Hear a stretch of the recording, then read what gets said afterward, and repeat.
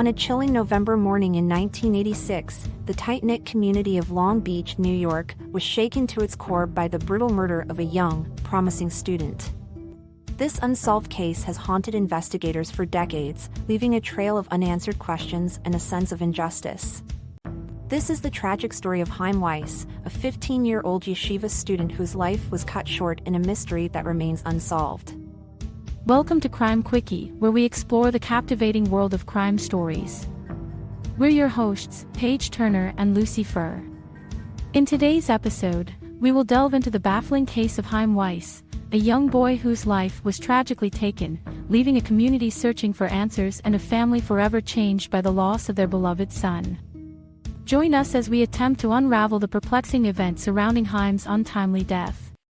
To understand the case, we must first look into the background of Chaim Weiss and the circumstances surrounding his life. Born in 1971, Chaim was an intelligent and well-liked boy who lived with his devout Orthodox Jewish family in Brooklyn, New York. Chaim's parents, Anton and Bella Weiss, had high hopes for their son, and as a result, they sent him to study at the prestigious Masivta of Long Beach, a yeshiva located on the picturesque shores of Long Island.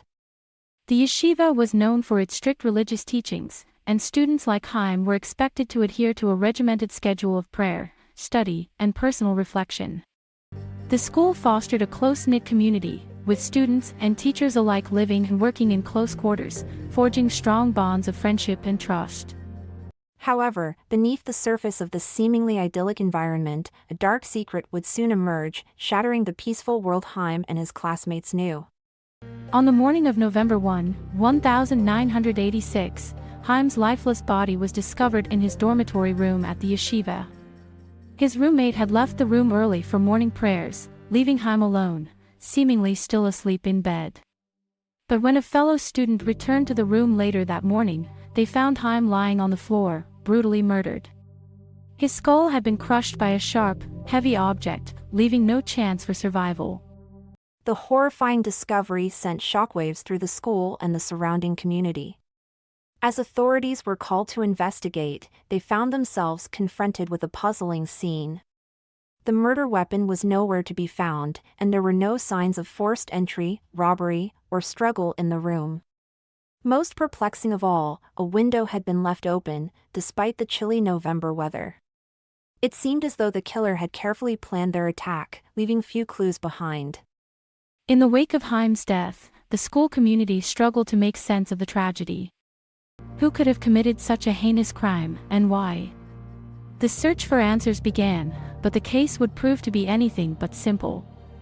As investigators delved into the case, they were confronted with a series of unusual circumstances and leads that seemed to go nowhere.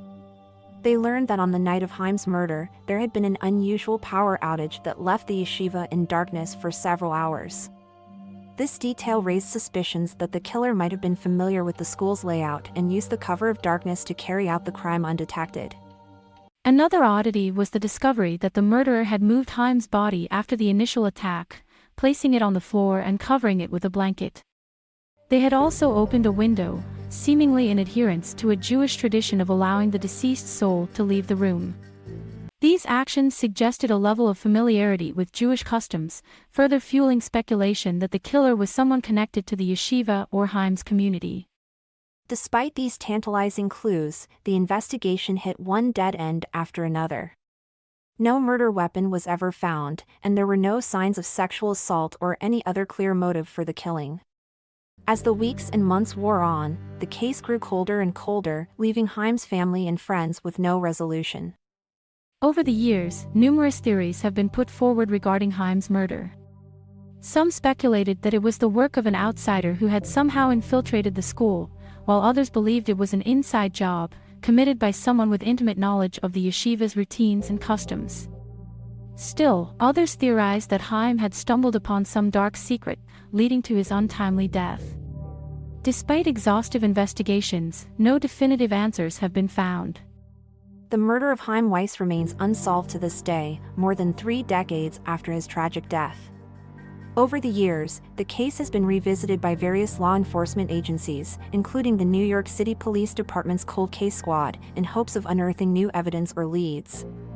However, despite these efforts, no arrests have been made, and no suspect has ever been definitively identified. Chaim's family and friends have continued to push for justice and answers, refusing to let his memory fade.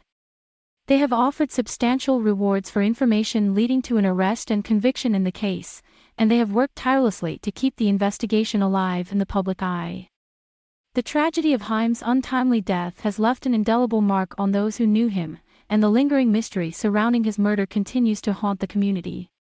In recent years, advances in forensic technology have provided new hope for cold cases like Chaim's.